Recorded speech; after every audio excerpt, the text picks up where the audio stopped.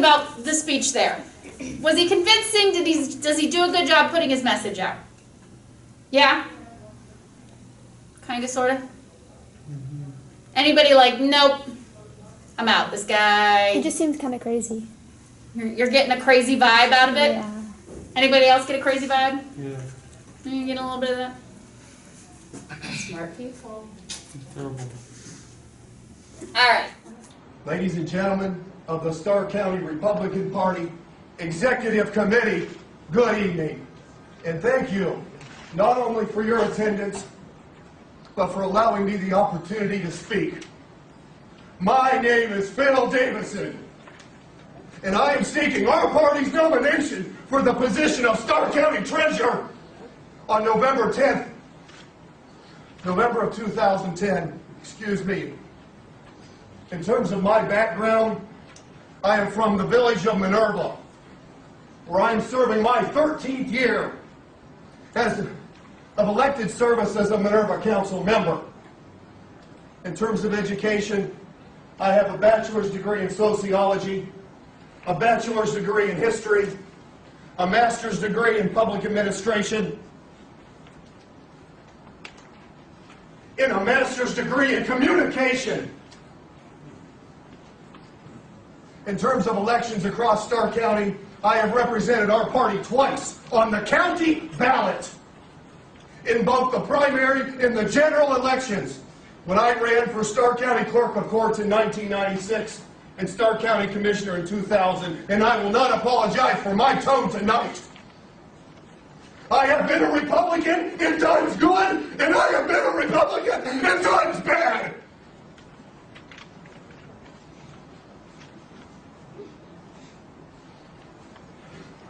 Albert Einstein issued one of my most favorite quotes in the history of the spoken word, and it is as follows. In the middle of opportunity, in the middle of difficulty lies opportunity. I'm going to repeat that so I have clarity tonight. In the middle of difficulty lies opportunity. This is the opportunity we've been waiting for.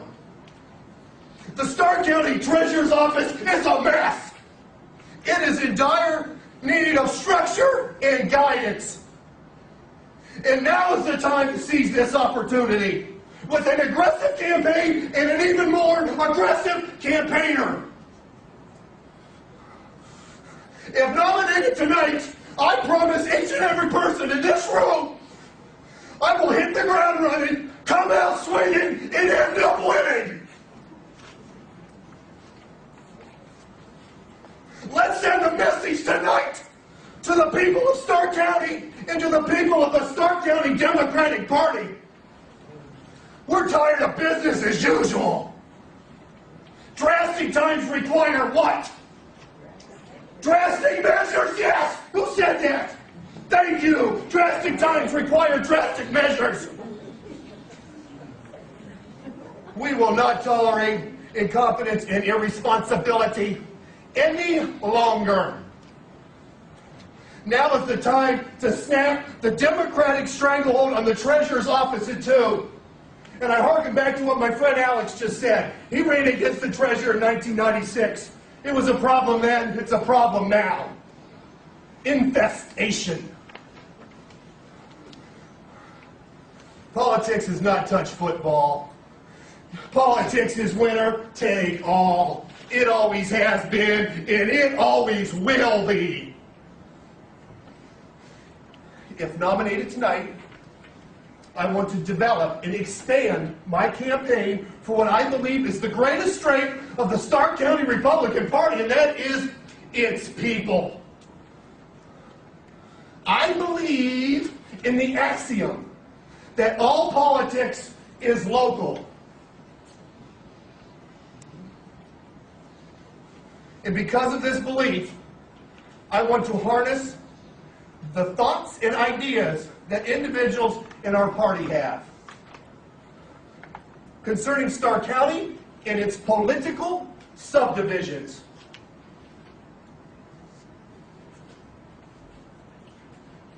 And use that to its fullest extent. Knowledge is power.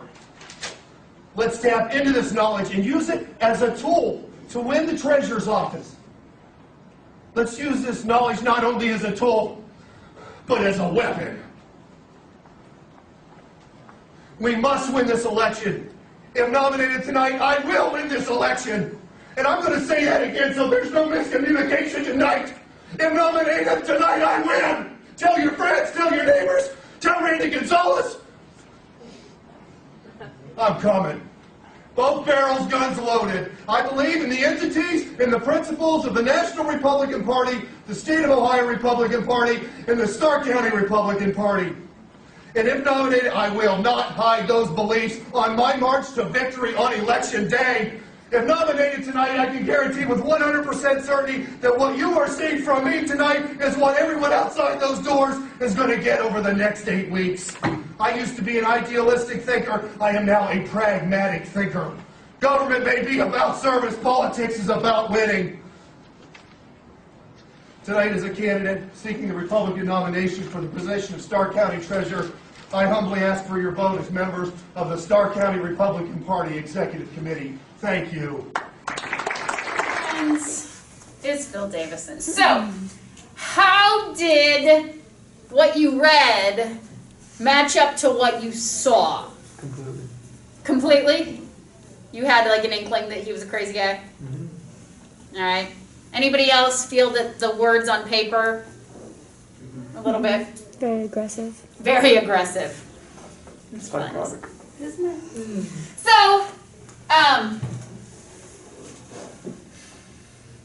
as we talk about delivery today and how you deliver speeches, it is important to go with what not to do. So we will use our friend Phil here as a prime example of what not to do.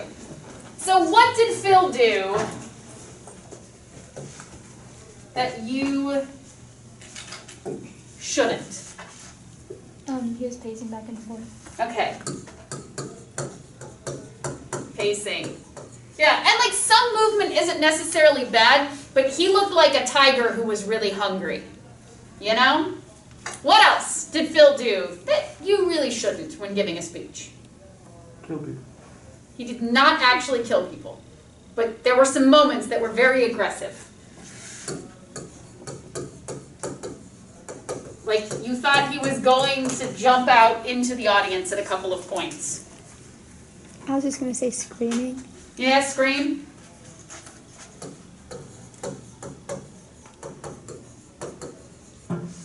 Yes. And that led to the voice crack, didn't it? Yes.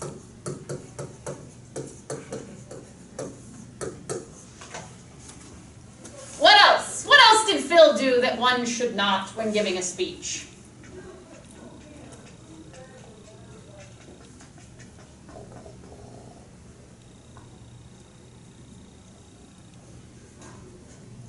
He was pointing his finger at the Oh audience. yes, lots of pointing.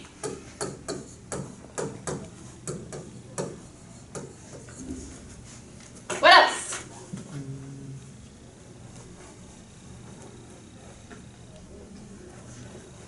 There was some mime in there.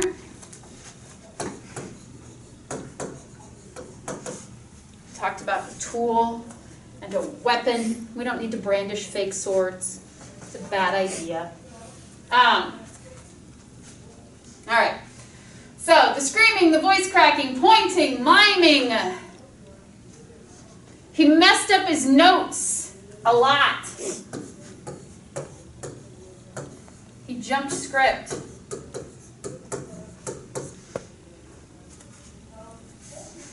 Anything else? Phil did not win the election, in case that surprises you. He did, however, get a segment on Tosh.0, because that's what happens when you have a crazy tirade that somebody gets on camera. Do they even still make Tosh.0? Is that like a thing? Probably not. I don't know. I don't know. I don't have cable. Me neither. All right. So, as we talk about delivery today, it's important to remember, don't be Phil. Yeah, there you go. Don't be Phil. So let's talk about what we can do. Alright. And also we're going to talk a little bit about how you adapt some of these delivery things to using a mask, as I inhale my mask a lot. I did, however, wear a larger mask today so that I can do this properly. So first things first, it's all in how you stand. You have to carry yourself. You have to hold yourself with confidence, with poise, not be Phil and pace back and forth or lean on the podium. I get a lot of this a lot of the time, and that's bad. Because one, it's hard to breathe, and two, it's hard to see, and three, my poor podium can't hold up to it anymore. So it's all about good stance. So the key to it is you need to put your feet about shoulder width apart. You want one just a little bit in front of the other, and it's going to keep you from rocking. Don't stand with your feet together because that makes you rock a lot more or bounce on your toes. And don't ever lock your knees. Do you know why you don't lock your knees? No. Do you know what locking your knees is? No. So locking your knees is when you push them all the way back and it makes you pass out. So don't do that. Like little kids do it in music programs all the time. That's why they put the mats behind the risers in the Christmas program. So if they fall backwards, they don't hit their heads. It's true. Okay, so your feet about shoulder width apart, one a little bit in front of the other, help keep you anchored. All right? And you want to make sure that you're pointing your toes at the back wall. So one thing that tends to happen, especially when you're doing something that involves the board, is that you tend to forget about this side of the room because you're leaning into it. And you forget that these people are over here. But they don't want to be forgotten, do you? You don't. Good answer. Okay. So, the easiest way to make sure that you are not excluding half the room is to make sure that your toes are pointed at the back wall. So if you do a toe check before you start, make sure your toes are pointed at the back wall. That's going to help keep you squared up to your audience. Simple. All right? Now, in order to do this, we're all going to stand up. Let's try that again. We're all going to stand up. There we go. Okay, okay. In our socially distant, well-masked kind of way. All right, so, again, feet about shoulder width apart, one a little bit in front of the other. Like, you're not going for like a whole stance, like it ain't that deep, but just a little bit, okay? So you want a nice solid basis so you don't rock and sway. Then, just like your 7th grade choir teacher taught you, or at least mine taught me, you're going to pretend there's a little string at the top of your head pulling you up as tall as you can be. And then lock those stomach muscles in. Because speech is a good ab workout. Okay, you're not doing it, guys. Tall as you can be. Because what tends to happen is people like bounce. Like they slouch and they bounce. And then if they're wearing a hoodie, they put their hands in the pockets and it looks like they're birthing an alien baby. Don't birth alien babies. Well, okay, so zippy ones are a little bit different. But like a pullover with the, the kangaroo pocket, they just sit there the whole time doing this. And it's freaky looking. So, nice and tall, lock in those stomach muscles. Put your shoulders back, but like not so far back that it's uncomfortable. But you want to look as tall and confident as you can. Do you feel tall and confident? No. We'll keep trying. All right, next. You have a gesture zone. So, hands at your shoulders here. Come on, guys, you can do this. There we go. And then out to about here, not all the way extended because this is awkward, but slightly bent elbows, and then down to about your hips. When you gesture, you want to keep your gestures in that zone. So you're not like out here. Avoid the little penguin gestures, little flappy arms. And then palms up. Palms up is positive. Palms down is negative. Don't point. And don't be Phil. No miming. All right? Now, I will say this. I have noticed Sorry, I'm looking at you guys as you're trying to adjust your posture a little bit. I have noticed that since I have started wearing the mask, I gesture way more. It's one of those things that when I don't have facial expressions to help convey a message, suddenly I'm using my hands a lot more. So, like, that's just something that happens and that you have to be aware of. The other thing about gesturing is once you start thinking about it, you're like, I don't know what to do with my hands. It's okay, guys. We'll figure it out. Your voice! So, volume is one of those things that's a lot trickier with the mask, right? Have you been noticing that? Yeah. No? Yeah. Yeah? Yeah, we'll talk about articulation and distinctness of voice in a minute. But, like, it's hard to have subtle volume changes with the mask. It's true. So, it's one of those things where usually you can get a little bit louder and then bring it down and like the audience leans in a little more like you're telling them a secret. They're intrigued. They want to know. It's harder to do that with the mask.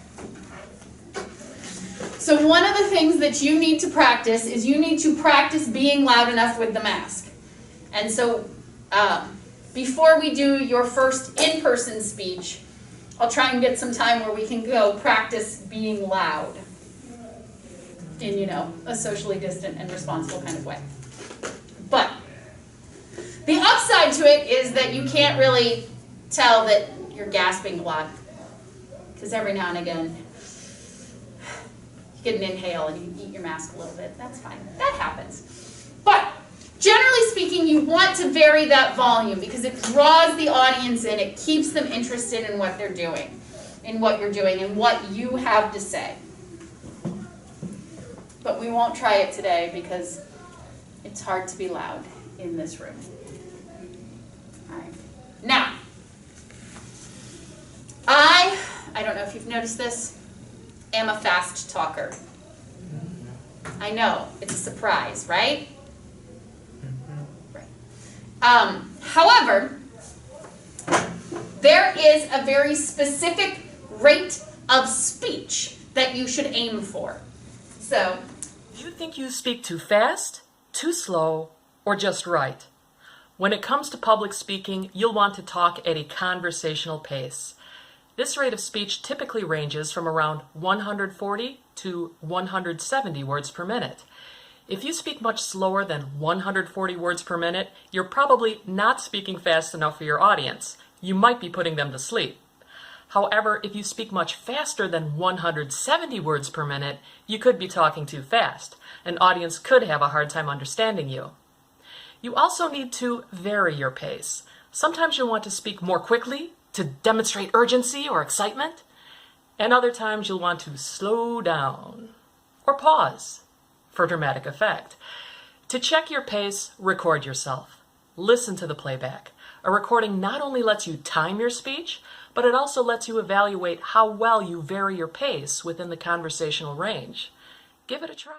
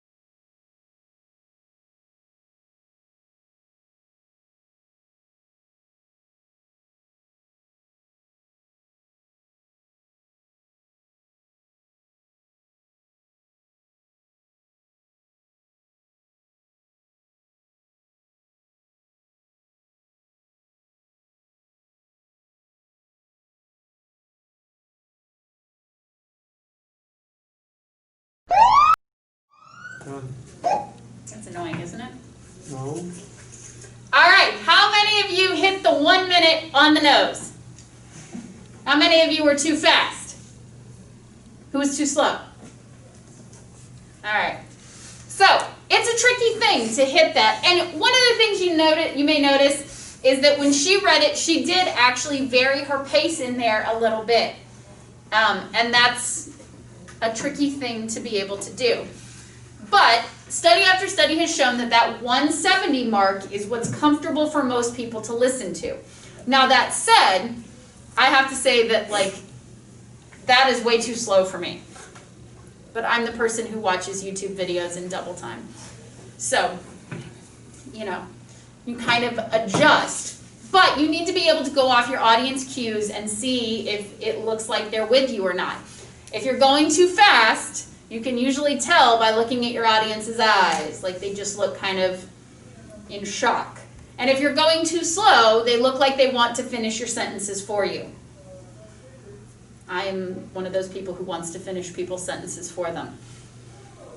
I'm trying really hard not to, but I always want to. So, now how fast do you think you can do it? Do you think you can do it in half the time? Possibly.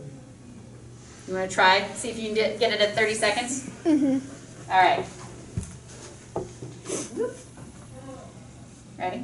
Let's see if I can do it. On your mark, get set, go. Do you think you speak too fast, too slow, or just right? When it comes to public speaking, you'll want to talk at a conversational pace. This rate of speech typically ranges from around 140 to 170 words per minute. If you speak much slower than 140 words per minute, you're probably not speaking fast enough for your audience. You might be putting them to sleep. However, if you speak much faster than 170 words per minute, you could be talking too fast. An audience could have a hard time understanding you. You also need to vary your pace. Sometimes you'll want to speak more quickly to demonstrate urgency or excitement. Other times you'll want to slow down or pause for dramatic effect. To check your pace, record yourself, listen to the playback. A recording not only lets you time your speech, but also lets you evaluate how well you vary your pace within the conversational range. Give it a try. 35 seconds. I definitely noticed a difference in airflow for that. As someone who is a speed talker, it was hard to not get a full breath in there in the middle where I needed it.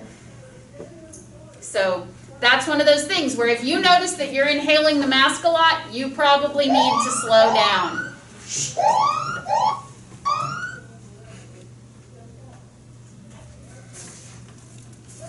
So that's a good indicator. All right. Up next. Is it the Imperial March? Maybe. All right, your voice.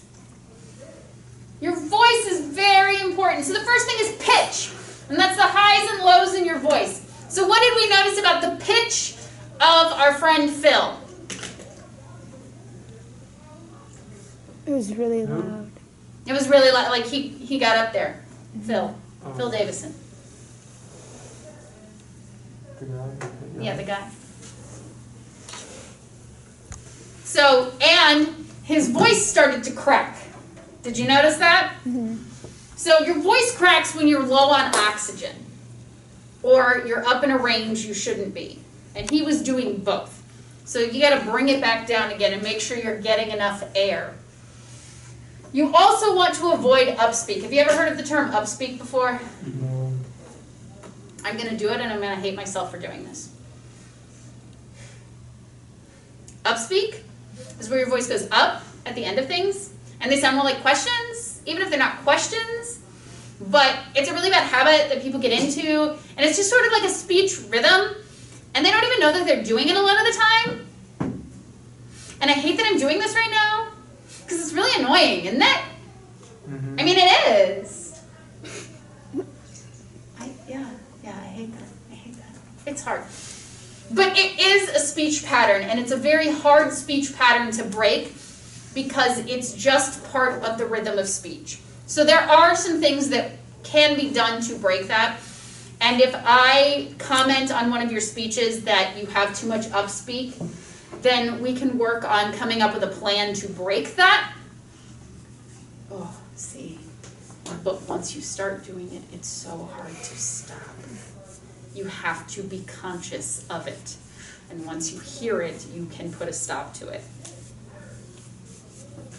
Okay, that's a bit better. And articulation. Okay, so this is the part. All right, are we appropriately distanced since I'm putting this on camera now? Okay.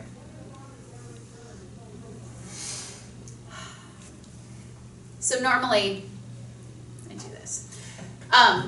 You have all these muscles in your face. That's how humans have the ability to speak. And you have to use these muscles in your face in order to be clear, to be understood. So when you don't use the muscles in your face, like just try relaxing the muscles in your face and talking without moving the muscles in your face. It's like you just went to the dentist. You have to be careful or you'll start to drool. True story.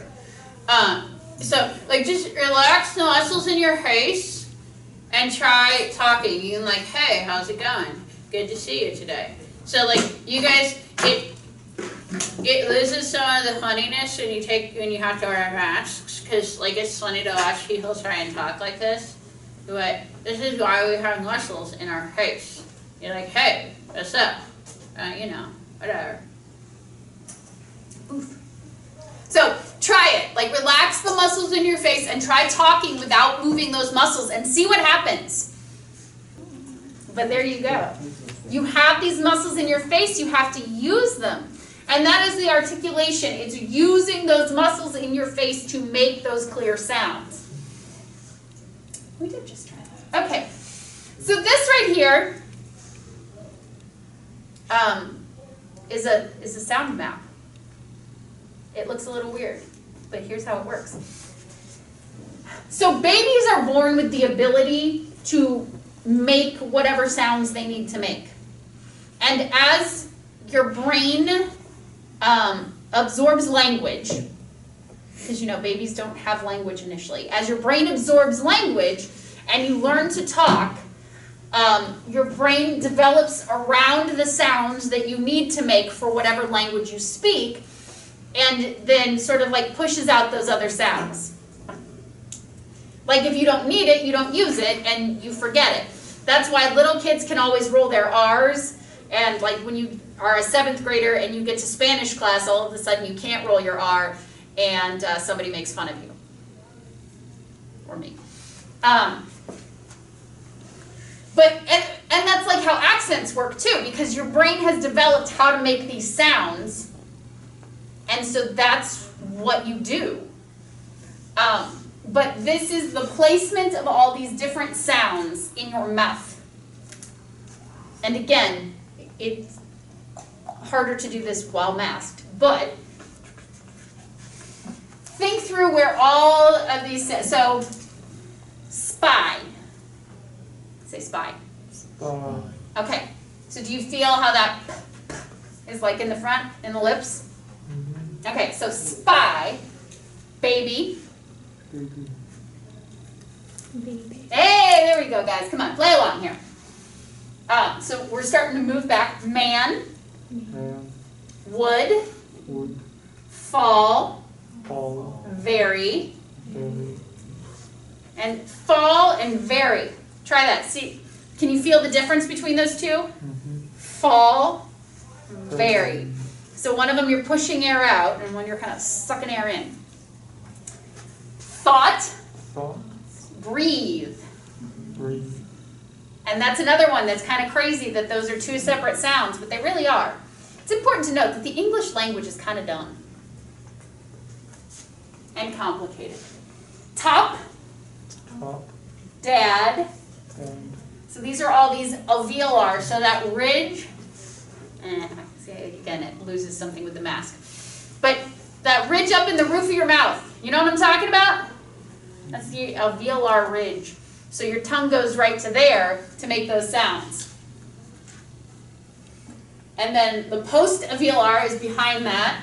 So these right here, so red, should, Asia, like you're going back further in your mouth. Yes, palatal, so that's in your up there in your palate. And then these ones go further back. So the cat, go, sing. You feel that further back there. And then glottal. Glottal are the ones down here in your throat. Those are where all the fun sounds come from. Happy. So you got to make a and uh-oh, which Like, can you feel that? Go, uh-oh. Uh-oh. Yeah, uh-oh. You get a little vibration down in there.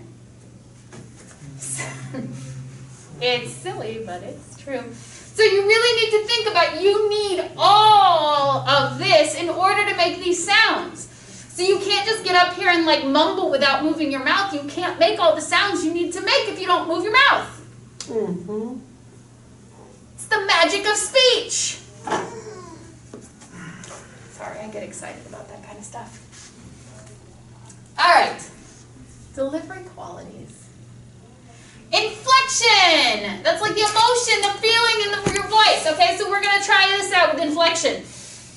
So we're going to say this sentence. I think that you are the best. And there are a lot of different ways that you can say that sentence and have different meanings. So, I think that you are the best. I I think that you're the best. Okay, let's try this again, guys. I I think that you are the best. I think that think that you're you are the the best. best. I think that you are the best. I think that I you think that you are the best. Oh, thanks. I think that you are the best. I think that you are the Not saying best. I think that you are the best. I think that you are the best. I think that you are the best. I think that you're the best. So do you feel how that changes with each one? It's got a little different pitch, a little different inflection, and it changes the meaning. It's not just what you say, it's how you say it.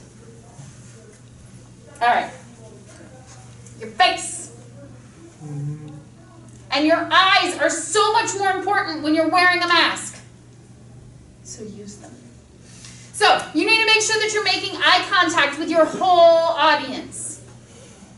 They all want to be included. So like I said, pointing your toes at the back wall is the first way that you can make sure you're including your whole audience. And then talk to different sections of the audience. Like make them feel like they're an important part of your audience. They're an important part of your class. Make sure everyone feels involved.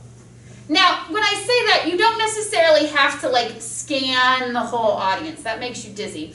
And that's when you become a sprinkler. You're like, I'm going to talk to you, and you, and you, and you, and you, and you. It doesn't have to be like that. Just make sure that you're including everyone and you're not making yourself dizzy with the scanning. And smile. So I know you may be saying, yeah, I'm wearing a mask, you can't tell if I'm smiling, but I can, because it's all in the eyes. Because a real smile, and we'll talk about this when we get to lie detecting, a real smile uses all the muscles in your face, brings your eyebrows up, it opens up your face, it makes it easier for you to enunciate and be clear in your speech. So smiling makes a huge difference, even when you're wearing a mask. We started with Phil Davison and where the words and the delivery didn't match up. This would be the opposite direction. So here is a TED Talk about nothing. Have for you all. I have nothing. Nada. Zip. Zilch. Zippo. Nothing smart. Nothing inspirational. Nothing even remotely researched at all. I have absolutely nothing to say whatsoever. And yet, through my manner of speaking, I will make it seem like I do.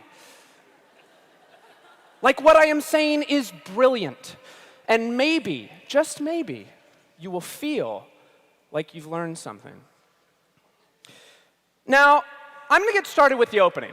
I'm going to make a lot of hand gestures. I'm going to do this with my right hand. I'm going to do this with my left. I'm going to adjust my glasses. And then I'm going to ask you all a question. By show of hands, how many of you all have been asked a question before? Okay, great. I'm seeing some hands. And again, I have nothing here. Now, I'm going to react to that and act like I'm telling you a personal anecdote. Something to break the tension, something to endear myself a little bit, something kind of embarrassing. And you guys are going to make an awe sound. It's true. It really happened. And now I'm going to bring it to a broader point. I'm going to reel you back in. I'm going to make it intellectual. I'm going to bring it to this man right here. Now, what this man did was important, I'm sure. But I, for one, have no idea who he is. I simply Google image the word scientist. And now, you see, I'd like it to seem like I'm making points, building an argument, inspiring you to change your life, when in reality, this is just me buying time. Now, if you don't believe me, let's take a look at the numbers. This is a real thing that's happening right now. The number of talks that I'm giving is 1. Interesting facts imparted thus far in said talk, well, that's going to be a 0. My height in inches is 70.5. Note the 0.5 there. 2 times 6 equals 12. And then interestingly enough, 6 times 2 also equals 12. That's math. 352 is a 3-digit number.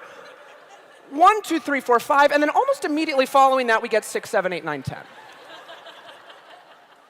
Now, to add more filler here, I'm going to give you a couple more numbers to consider.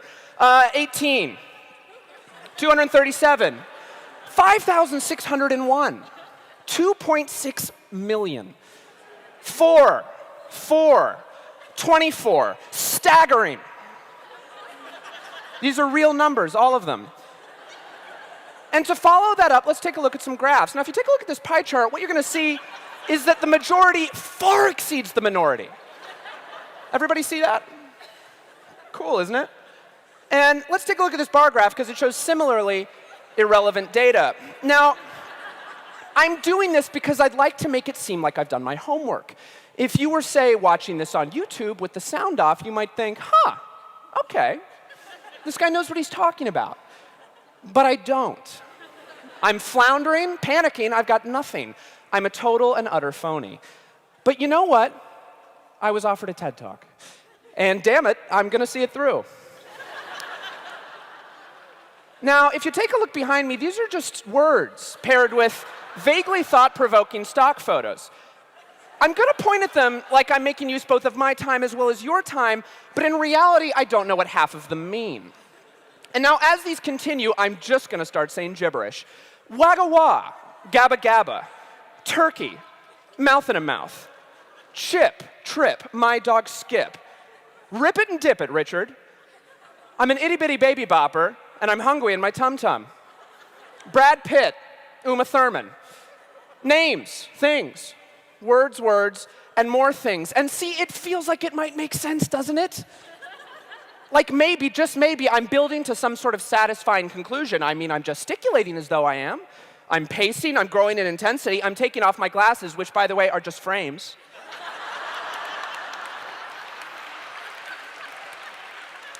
I wore them to look smart, even though my vision is perfect. And now I'm going to slow things down a little bit. I'm going to change the tone. I'm going to make it seem like I'm building to a moment. And what if I was? Amazing, isn't it? What can you do? Life's a roller coaster. You know, if there's one thing you take away from my talk, I'd like you to think about what you heard at the beginning, and I'd like you to think about what you hear now. Because it was nothing, and it's still nothing. Think about that. Or don't, that's fine. And now I'm going to stop talking. Thank you. So, what did you notice about that? Nothing. It was, in fact, about nothing. He told you at the outset. And yet, when he got to that point where he's like building it up, did you think he was actually going to say something? You're like, maybe he actually has a point.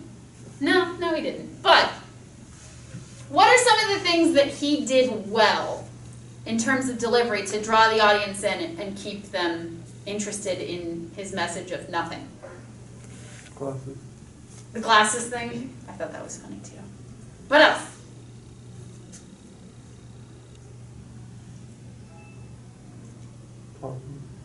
Talking like how?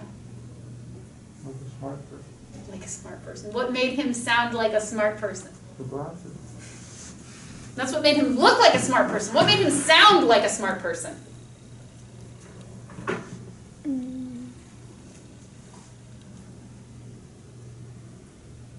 He just looked like confident. Like he Okay. just looked like he knew what he was saying, even though he wasn't saying really anything. Okay, so he had that confident look, Yeah. His Yeah. tone. nice poise, good tone.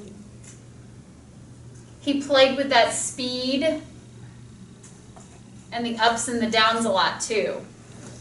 He drew you into that hushed tone. And you could tell the audience was with him. Like you could hear their feedback from that. You could hear when they were laughing and when they got really quiet, like they thought he was going to say something too. And then he didn't.